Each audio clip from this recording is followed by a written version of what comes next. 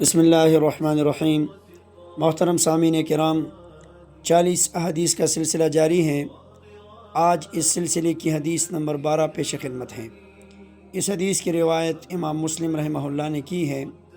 نبی کریم صلی اللہ علیہ وسلم نے فرمایا: احب الاعمال الی اللہ تعالی ادومها وان قل، کہ اللہ تعالیٰ کے ہاں سب سے محبوب ترین عمل وہ ہے ادومها، جس کو ہمیشہ کیا جائے، وَإِن قَلَّ، اگرچہ وہ کم اور تھوڑا ہی کیوں نہ ہو۔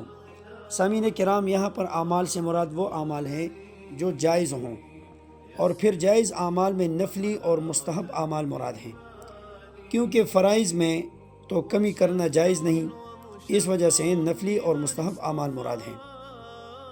ان کے بارے میں فرمایا کہ ادومہا، اگر ان اعمال پر انسان ہمیشگی کرے اور ان کے کرنے میں استقامت سے کام لے تو وَإِن قَلَّ، اگرچہ یہ اعمال مقدار میں تھوڑے کیوں نہ ہوں، لیکن تسلسل کی وجہ سے یہ محبوب ترین اعمال بن جاتے ہیں۔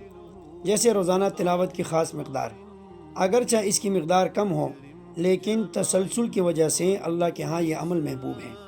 اسی طرح سیکھنا سکھانا، صدقہ کرنا، لوگوں کے ساتھ نیکی کرنا، لوگوں کی رہنمائی کرنا، تعلیم و تعلم کے میدان میں چاہے جو بھی کام ہو، جائز کام ہو، اگر ہم اس میں تسلسل باقی رکھیں تو یہ اللہ کے ہاں محبوب ترین عمل ہے۔